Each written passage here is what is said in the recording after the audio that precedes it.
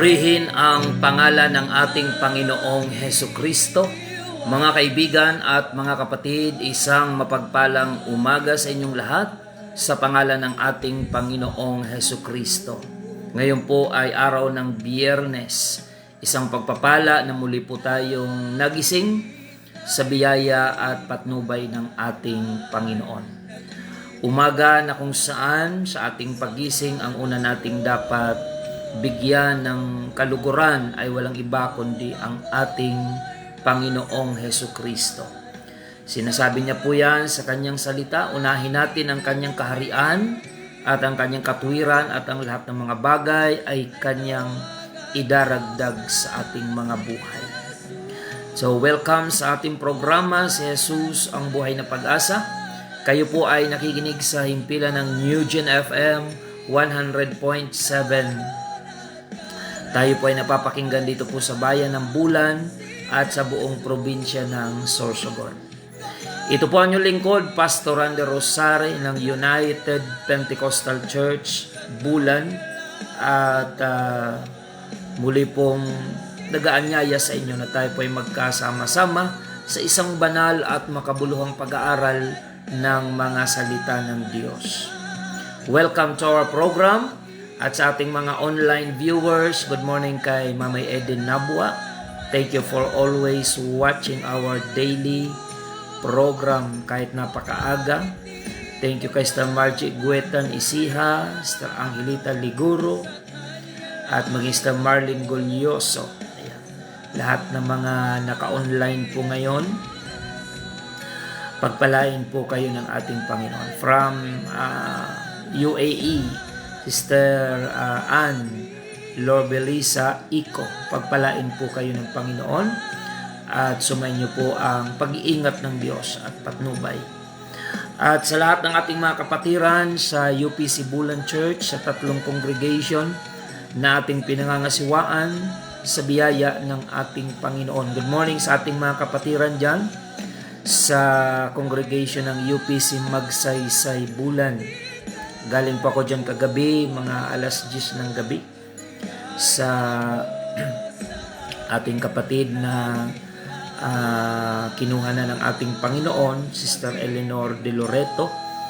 Nakikiramay po tayo sa kanyang family at mamaya ay babalik po ako dyan upang mag-express po tayo ng pakikidalamhati sa pamilya ni Sister Eleanor De Loreto. Pagpalain ng Panginoon ang ating mga kapatiran dyan, maging ating congregation dyan sa UPC Santa Remedios Bulan. Pagpalain po kayo ng ating Panginoon. At ganoon din po ang ating congregation dito po sa Iquirino Bulan. Pagpalain po kayo ng ating Panginoon. Sa ating technician dyan, Brother Michael Regidor, Brother Box, pagpalain po kayo ng Panginoon. Thank you for confirming na okay ang ating signal sa radyo. Pagpalain po kayo ng Panginoon. Lahat ng mga nakatune in ngayon sa New Gen FM 100.7, patuloy po kayong i-bless ng ating Panginoon. Batiin natin si Nanay Levy dyan po sa Barangay Hamurawon. Pagpalain kayo ng Diyos. Maging dyan sa Santa Remedios, si Brother Nestor Bucoyo and Sister Tess, good morning po sa inyo. Ang mga senior citizen po natin, ng mga kapatid na patuloy pong nagsumikap na paglingkuran ng Panginoon. Maging si Nanay Ida dyan po sa lugar ng Hamurawon. At lahat ng mga kapatiran natin dyan, pagpalain po kayo ng ating Panginoon.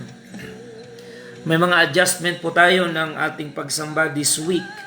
Dahil sa linggo po, meron tayong sectional celebration ng Pentecost Sunday.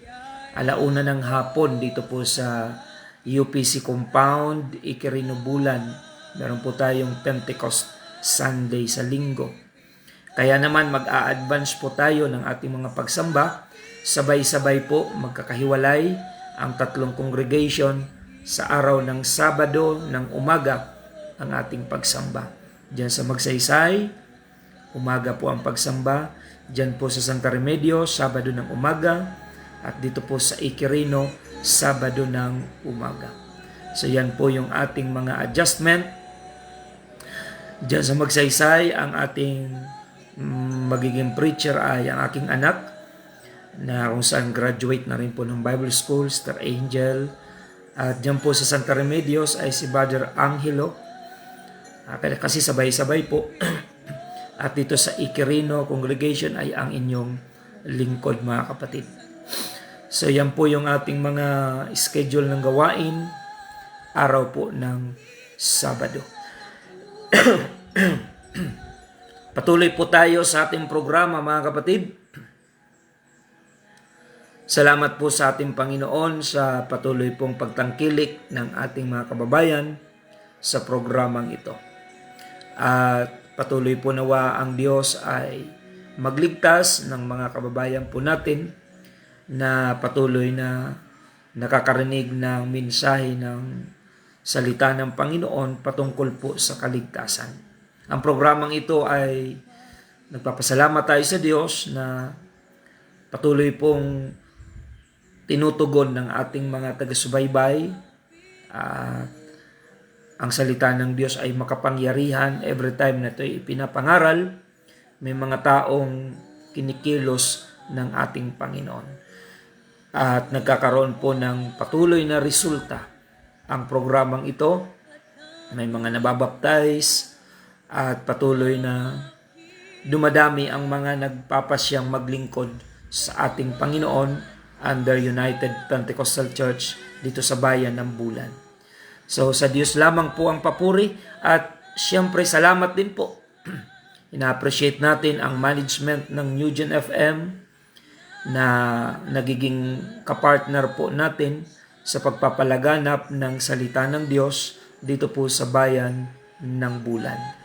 Good morning kay GM, si Sir Edwin Hernale at ang buong staff ng New Gen FM. Pagpalain po kayo ng ating Panginoon. Sa mga viewers natin online, paki-share na lang po ng ating episode ngayong umaga upang marami pa po ang mapagpala ng salita ng Panginoon. Sister Beng Sasi, thank you for watching.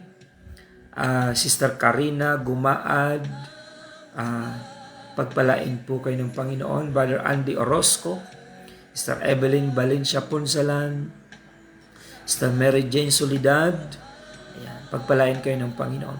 At mamaya, mga kapatid, ay tutungo po kami dyan sa Barangay Aguinaldo. Ayan, matagal-tagal na akong hindi nakasama dyan. So, malapit na po ang ating pagsimula ng Sunday service. By month of June ay magsisimula na po yung local church Sunday service sa lugar ng Barangay Aguinaldo. Kung matatandaan nyo po, last year ay sinimulan po natin dyan ang Bible study. At sa patuloy po na kasipagan ng ating evangelism team sa pangunguna ni Brother Aljon at ang kanyang mga kasama, si Mr. Ning, ay patuloy po na dumadami yung mga dumadalo dyan. Marami na po ang nabaptize po natin dyan sa Barangay Aguinaldo. At dahil sa napakalayo ng pagpunta nila rito tuwing magsisimba, ang ating pong gagawin ay maglalagay tayo dyan ng congregation na mayroon pong Sunday service sa lugar ng Barangay Aguinaldo, Bulan. Pagpalain po kayo dyan ng Panginoon, mga kapatid, at patuloy pa tayong humayo at mag-akay ng mga tao patungo sa paglilingkod sa ating pong Panginoon. Praise the Lord. To God be all the glory.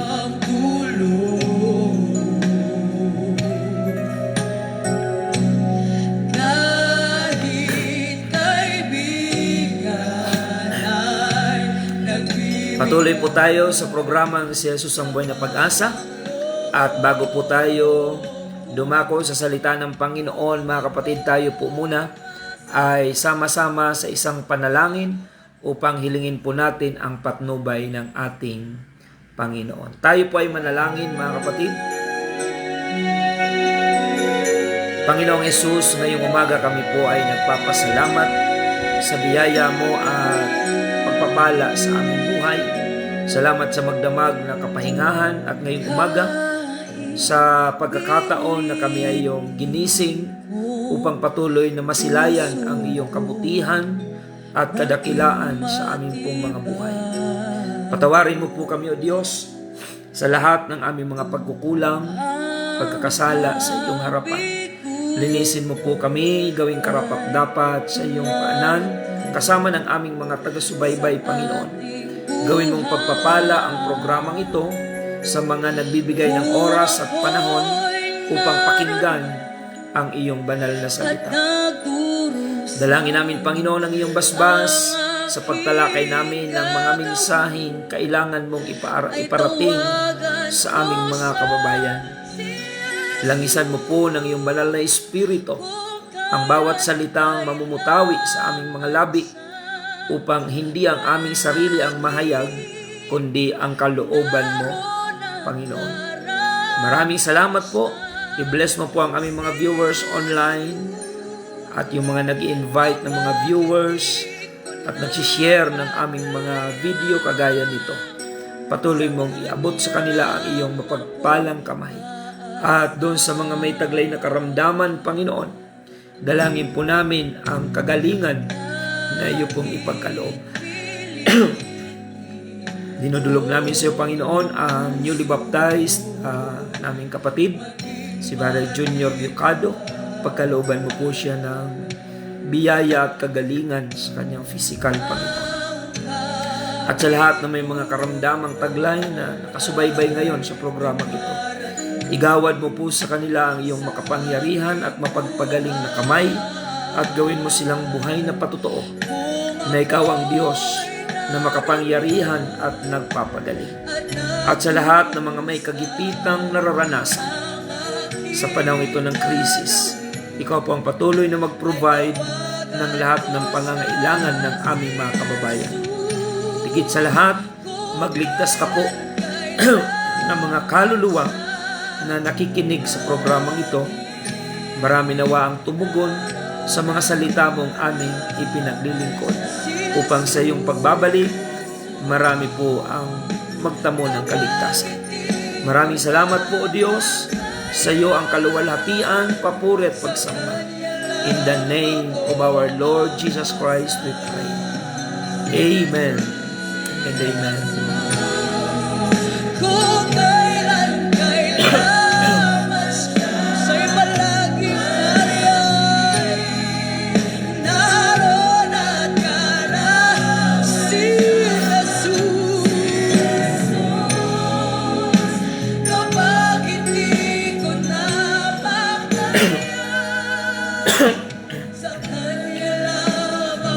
Patuloy po tayo, mga kapatid, sa programang Si Jesus ang Buhay na Pag-asa.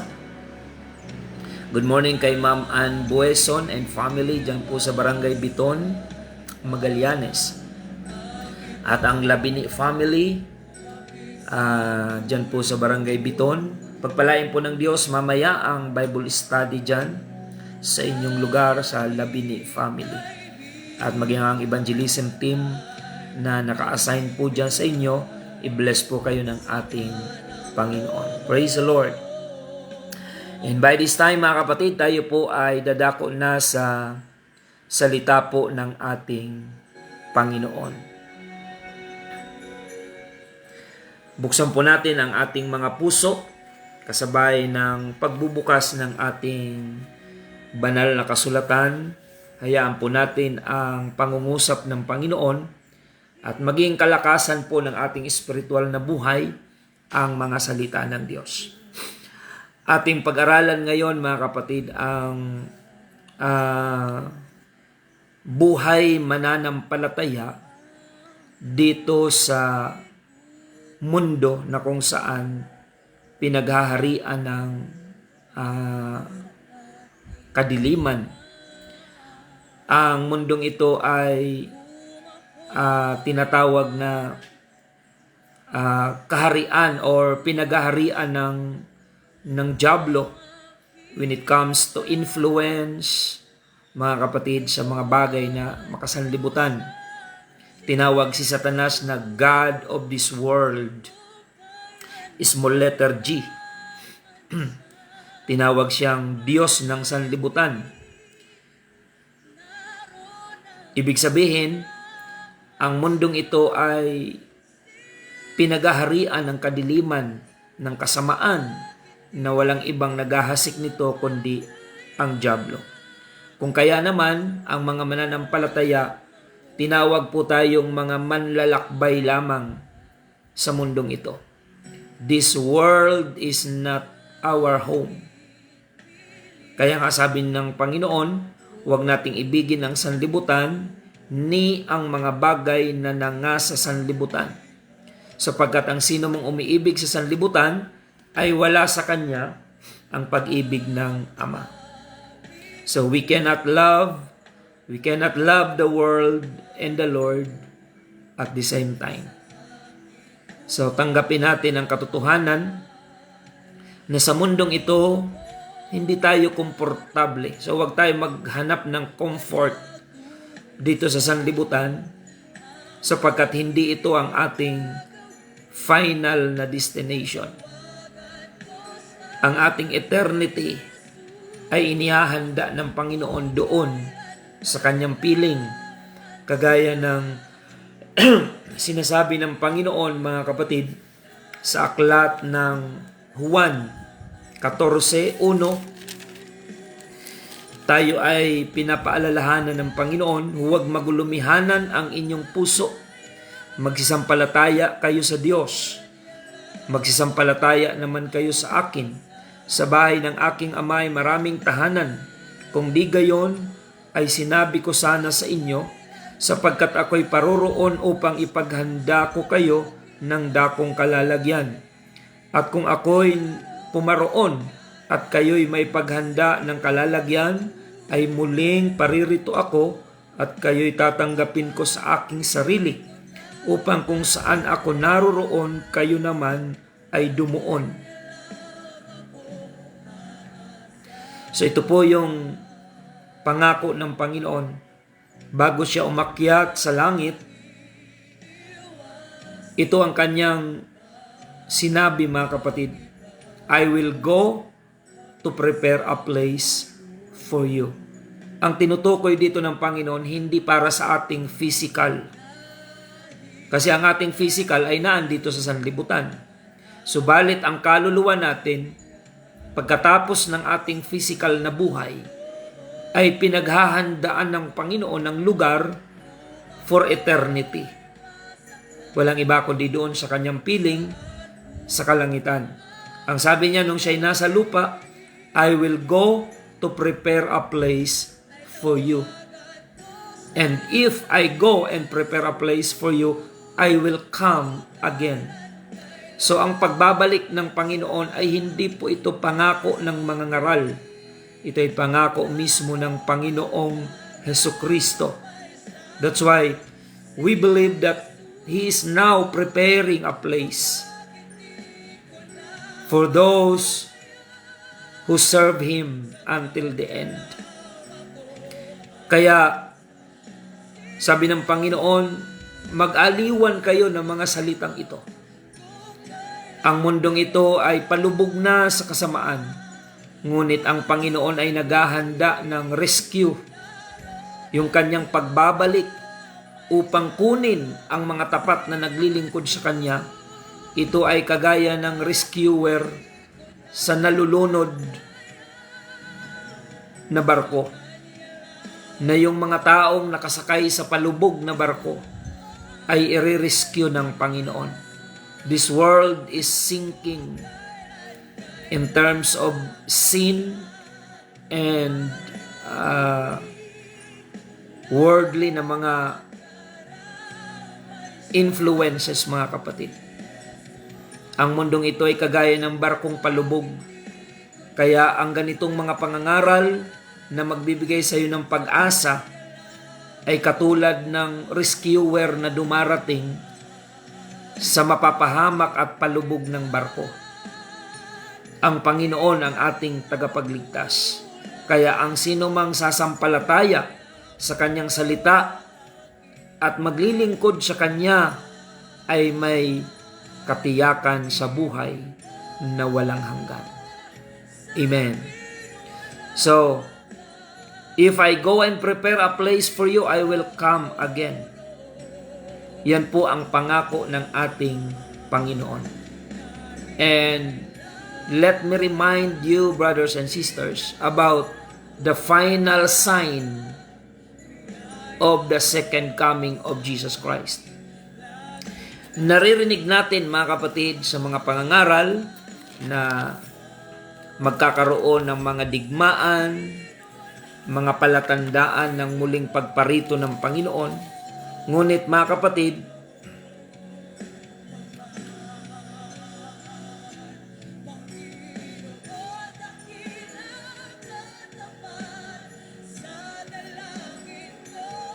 isa sa mga palatandaan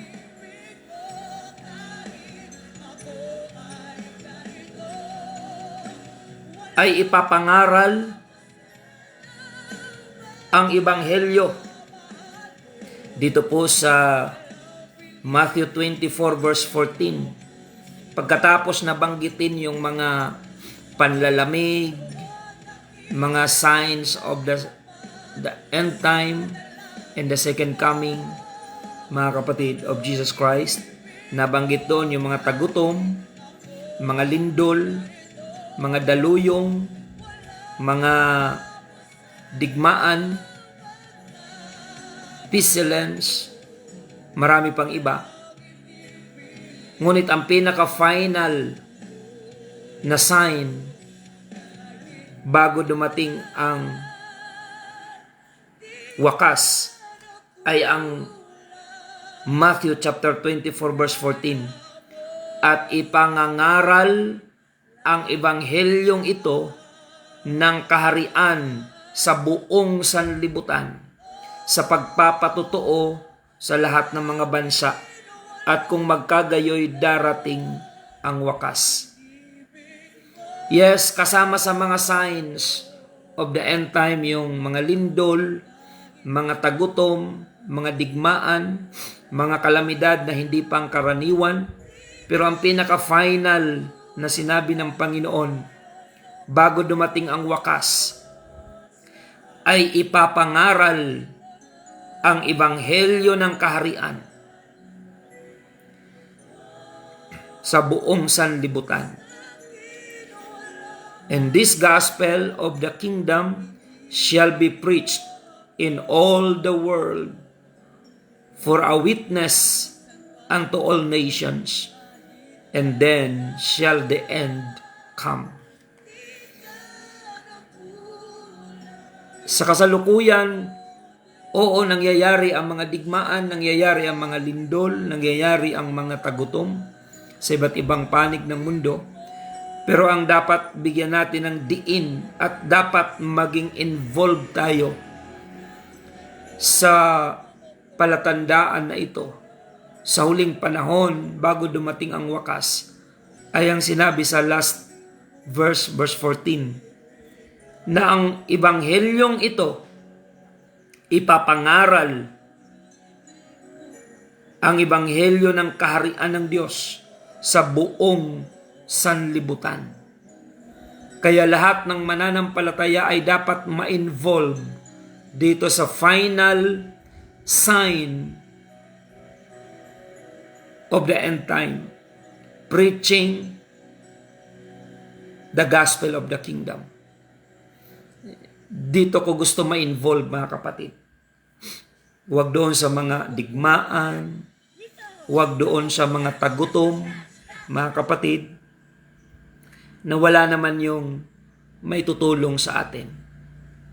Dito tayo dapat mag-involve, mga kapatid, sa sinasabi ng Panginoon na ang ebanghelyo ay ipapangaral sa buong sanlibutan. Bilang mga Kristiyano, dito natin i-desire na mapabilang tayo. Kasi marami ditong mga sinyales ng pagwawakas. Na riyan yung mga mananampalataya manlalamig. Ay huwag tayong maging katuparan ng hula na yan. Na mainit ka sa pananampalataya bilang Kristiyano, matutupad sa iyo yung hula na ikaw ay manlalamig. Huwag, mga kapatid. Huwag tayong ma-involve dyan. Huwag tayong maging katuparan ng ganyang sinyales, mga kapatid. Ano pa yung mga nabanggit dyan? Magkakaroon ng mga bulaang propeta. Ay huwag tayo ma-involve dyan, mga kapatid. Ang pag-ibig ng marami lalamig. Magkakagutom. Huwag nating asamin na sa atin yan mangyari. Dito tayo sa verse 14 bilang mga Kristiyano. Ito ang sign of the end time na dapat involve lahat ng mananampalataya. Preaching the gospel to the whole world. Ipangaral ang salita ng Diyos. Ibahagi. So kahit hindi ka pastor, kung mananampalataya ka, may tungkulin kang ibahagi ang mensahe ng kaligtasan sa iba. Hindi po ito trabaho lamang ng mga pastor, kundi trabaho ng lahat ng mananampalataya. Every believer must be a soul winner. Maaaring hindi lahat ng believer ay maging preacher, pero dapat lahat ng believer ay maging soul winner. At alam kong mag-a-agree dyan lahat ng mga butihing pastor na ang priority nila ay ang gawain ng Panginoon. Every believer must be a soul winner. Regardless kung may tungkulin ka sa church o wala. The fact na ikaw ay believer of Jesus Christ, you have an obligation, responsibility to testify the goodness of Jesus Christ. So yan po yung dapat nating maunawaan, mga kapatid. Dito tayo ma-involve sa sign of the end time na kung saan ipapangaral ang ebanghelyong ito ng kaharian sa buong sanlibutan sa pagpapatotoo ng lahat ng mga bansa. At kung magkagayoy, darating ang wakas. Last conference ay pinagpala po tayo na isa sa mga lecturer natin ay pastor sa loob ng United Nation, si Reverend Art Wilson. Siya po ang pastor sa loob ng United Nation. Kaya nagbahagi siya ng mga ilang mga bagay, mga kapatid, tungkol sa kung ano ang kaganapan ngayon sa sanlibutan. At isa sa mga naibahagi ay yung napakagandang bagay na doon mismo sa mga world leaders ay nagbabahagi siya ng salita ng Diyos. At naipakita doon yung mga picture ng baptism ng mga diplomat, world leaders, iba't ibang lahi. Tinuturuan niya ng salita ng ating Panginoon.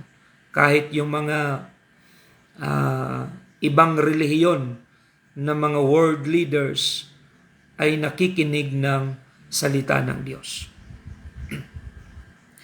Ngayon sa lugar ng China, mga kapatid, ay meron ng opening yung Republic of China upang ma-evangelize yung kanilang bansa ng mga tunay na tagapangaral ng salita ng Diyos. Salamat sa ating Panginoon. Pinagpala po kami na makapakinig ng lecture Isa po siyang pastor ng United Pentecostal Church, UPCI International, at nagkaroon siya ng privilege na siya ang i-request na maging pastor. Siya po ay ambassador of UN, Goodwill Ambassador ng United Nations. And at the same time, he's pastoring inside the United Nations organization, mga kapatid. Pinapangaral yung ebanghelyo sa mga world leaders. So yan po yung katuparan ng hula na ito, na ipapangaral ang ebanghelyo ng kaharian ng Diyos sa buong sanlibutan. At kapag mga world leaders ang mabahaginan ng salita ng Diyos, mas madaling ma-penetrate yung kanilang mga nasasakupan. I am not saying na mako-convert lahat ng tao sa sanlibutan. To be clear, sapagkat sabi ng Bible,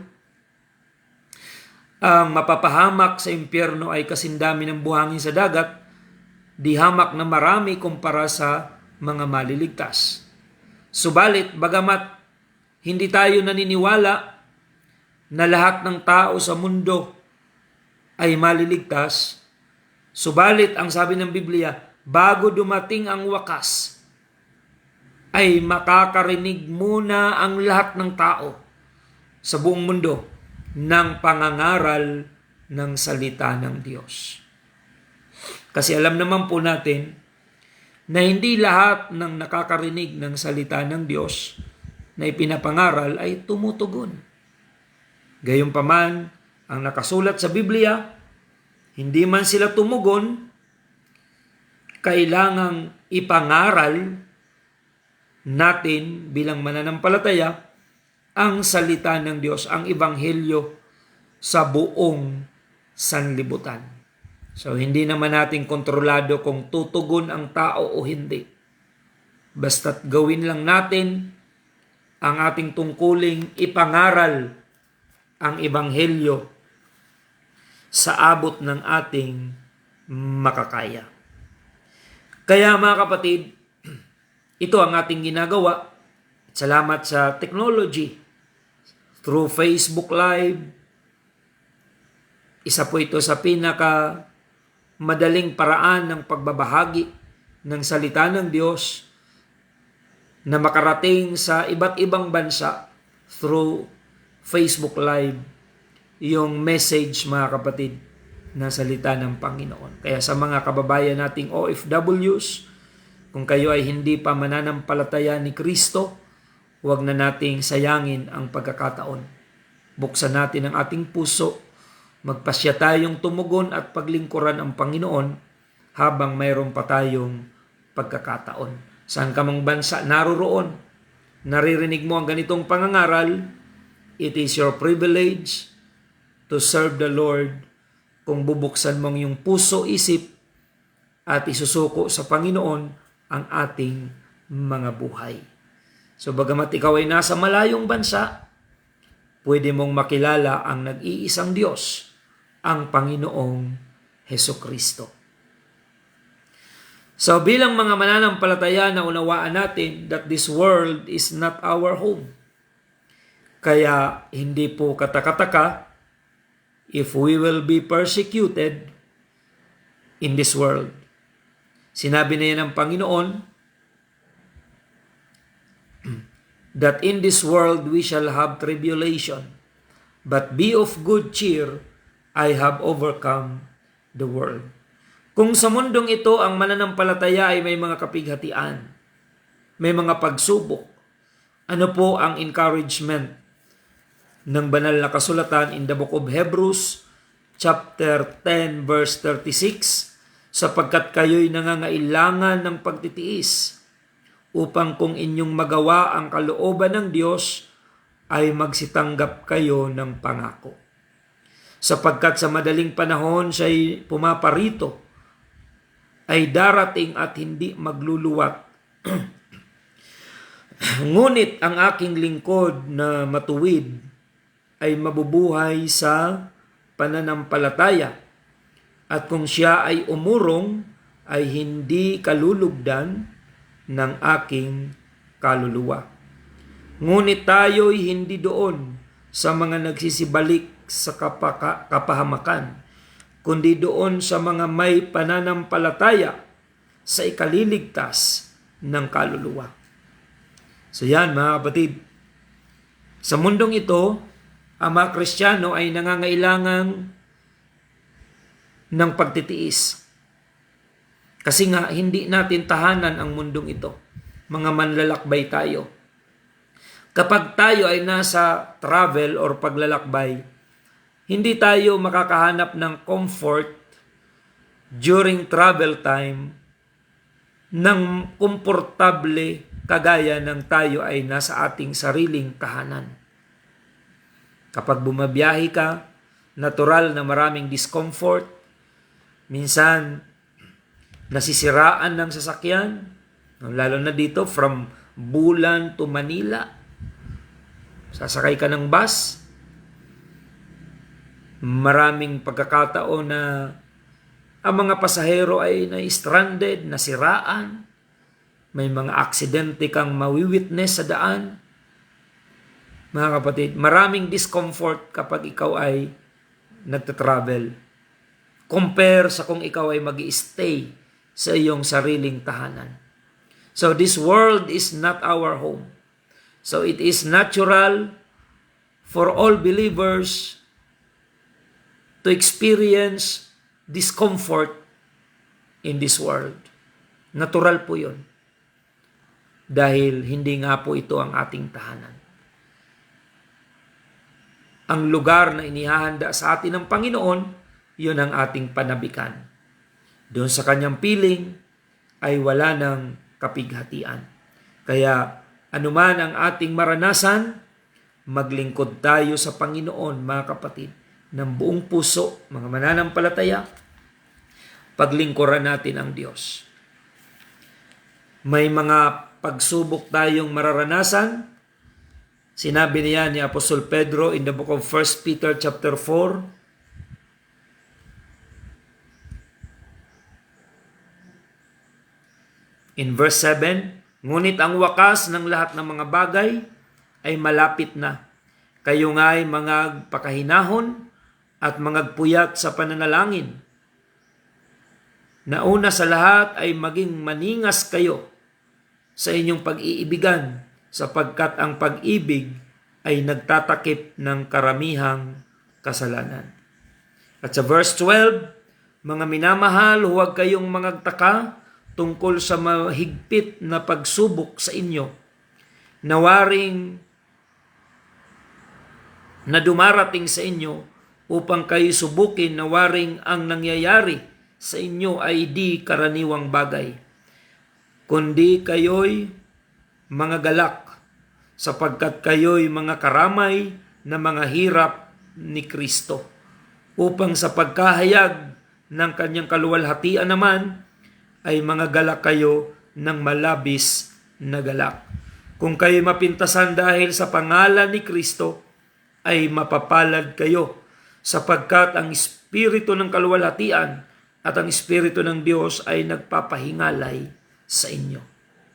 So yan po mga kapatid, ang dapat nating maunawaan bilang mga mananampalataya. It is natural for all believers to experience suffering in this world. But the Lord said, "Be of good cheer. I have overcome the world." At ito ang magandang bagay, very comforting word, mga kapatid, mula sa banal na kasulatan sa mga naglilingkod sa Panginoon. Hebrews chapter 6 verse 10, sapagkat ang Diyos ay hindi liko upang limutin ang inyong gawa at ang pag-ibig na inyong ipinakita sa kanyang pangalan sa inyong paglilingkod sa mga banal, at hanggang ngayon nagsisipaglingkod kayo. Ang Diyos daw ay hindi liko para limutin ang ating mga pagpapagal.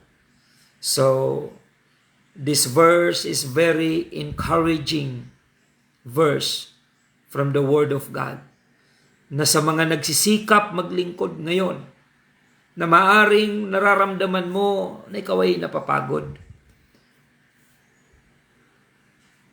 dapat nating ma-realize, mga kapatid, that our labor in the Lord is not in vain. Ang ating mga pagpapagal, sacrifices para sa Panginoon at sa paglilingkod sa Kanya ay hindi mawawalan ng kabuluhan.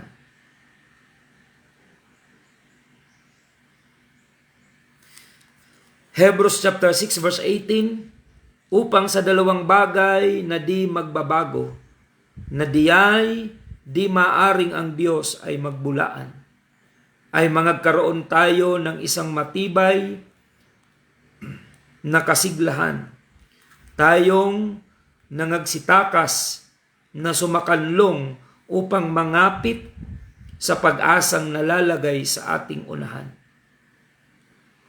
na ating inaring tulad sa sinipete ng kaluluwa, isang pag-asa na matibay at matatag at pumapasok sa nasa loob ng tabing. Ayan. Ang Panginoon daw ay hindi magsisinungaling. Kaya kung meron man tayo mga pangako na siseryosohin sa buhay na ito, huwag po ang pangako ng tao. Huwag ang pangako ng politiko, kundi ang pangako ng Diyos.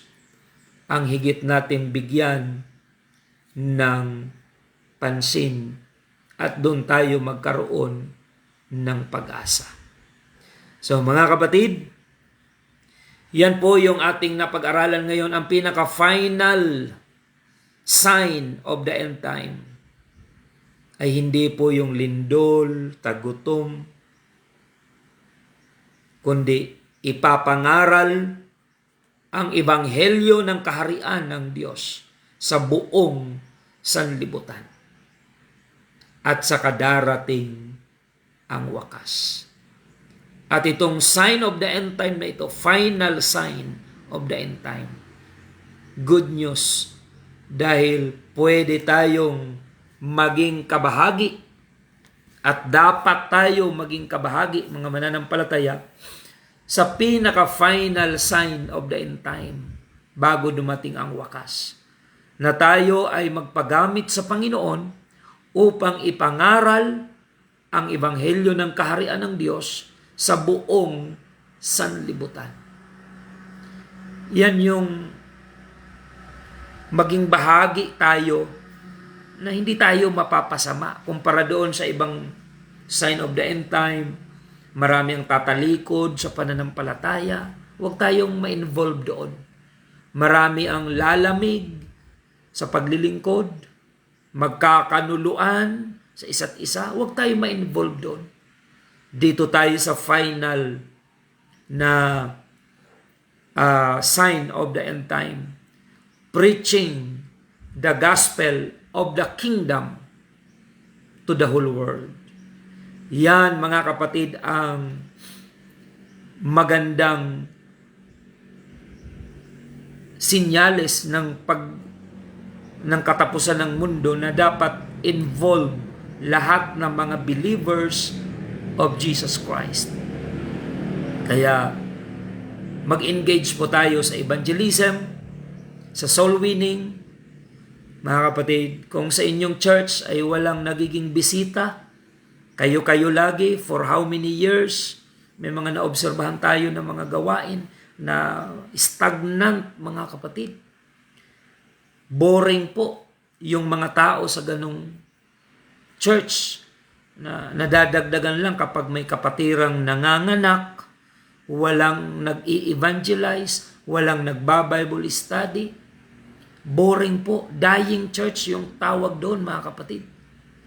Sapagkat yung alive na church, every Sunday, every gathering, every Bible study, may bisita.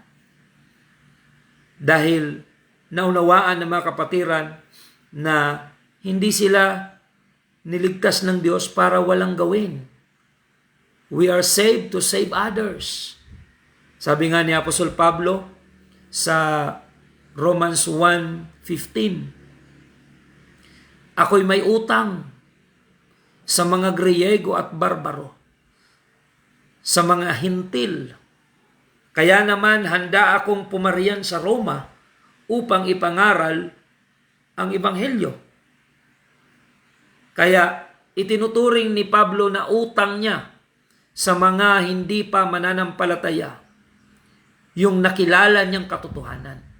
Kaya upang makabayad si Pablo, he was willing to go to Rome to preach the gospel. At yun na nga po ang naging mitsa ng kamatayan ni Pablo. Siya ay hinatulan ng kamatayan sa Roma dahil sa pangangaral ng salita ni Kristo. So sa mga huling panahon ngayon, mag-engage po tayo, mag-involve tayo mga mananampalataya, na maging kabahagi tayo ng final sign of the end time. Preaching the gospel of the kingdom to the whole world. Yan. Kaya saan ka man naroon, you can be an instrument of God to bring the message of salvation to your loved ones, sa mga Facebook friends, alam nyo, sa mga viewers natin, by sharing our video, nagiging bahagi ka ng pag-i-evangelize sa buong sanlibutan. So yan po yung dapat nating maunawaan, mga kapatid. And aside from that, mag-share tayo ng Word of God sa inyong mga communities, sa inyong barangay, mga kapatid. Mag-influence tayo sa paligid. Mag-influence tayo ng kabutihan at kabanalan sa mga taong nakapaligid sa atin. At the only way na magagawa natin yan, if you're willing to share the gospel to your neighbor, to your community, to your town, to your city, mga kapatid. So salamat sa Diyos. I hope na na-encourage po kayo, mga kapatid, na mag-engage po kayo sa evangelism, sapagkat yun po ang pinaka-final sign of the end time. Hindi giyera, hindi tagutom, hindi yung pagtalikod at panlalamig, kundi ang pinaka-final sign of the end time ay sinabi ni Jesus Christ, this gospel of the kingdom shall be preached unto the whole world, and then the end shall come.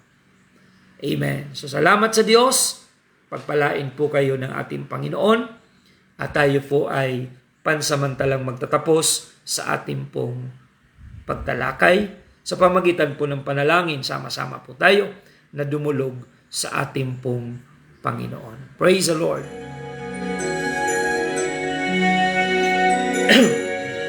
Panginoon, maraming salamat po sa iyong kabutihan, sa mensahe na iyong ipinahatid sa amin ngayong umaga, na ang lahat ng mga mananampalataya ay pwedeng maging kasangkapan mo na matupad ang pinaka-final sign of the end time, to preach the gospel of the kingdom to the whole world.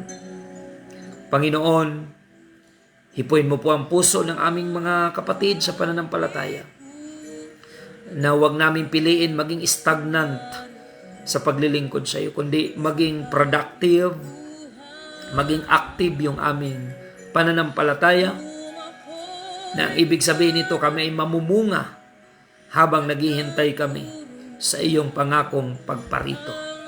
Salamat, Panginoon, sa iyong mga mensahe at paalaala that this world is not our home. You are now preparing a place, a better place for your children. Kaya kung ikaw ay naghahanda, Panginoon, ng the best na lugar na paglalagyan sa iyong mga anak, turuan mo din kaming lalo rin maghanda, maging matatag at matapat sa paglilingkod sa iyo, in preparation sa iyong pangakong pagbabalik. Salamat po, Panginoon. Pagpalain mo lahat ng nakinig At nawa lahat ng makapanood nito na video, hipuin mo ang puso na maglingkod sa iyo ng tapat. Maraming salamat, Panginoon. Sa iyo lamang ang papuri at pagsamba. In the name of our Lord Jesus Christ we pray. Amen and amen. Mga kapatid, bago tayo magtapos, paalala po sa mga kapatiran, ang ating pagsamba adjusted po this week dahil meron tayong celebration ng Pentecost Sunday, sectional po yan, sa darating na linggo, 1:00 ng hapon, dito po sa UPC Compound, Iquirino. I-advance po natin na Sabado lahat ang ating pagsamba. Diyan sa Magsaysay, Sabado ng umaga. Sa Santa Remedio, Sabado ng umaga. At sa Iquirino, Sabado ng umaga. Sabay-sabay po yan, magkakahiwalay ang ating advance na local church services. At kinabukasan, sama-sama tayo sa Pentecost Sunday celebration 1:00 ng hapon. Maraming salamat po sa inyong pagsubaybay, paki-share na lang po ng ating episode sa mga viewers natin online. Pagpalain po kayo ng Panginoon at sa mga viewers o sa mga listeners natin on air sa radyo.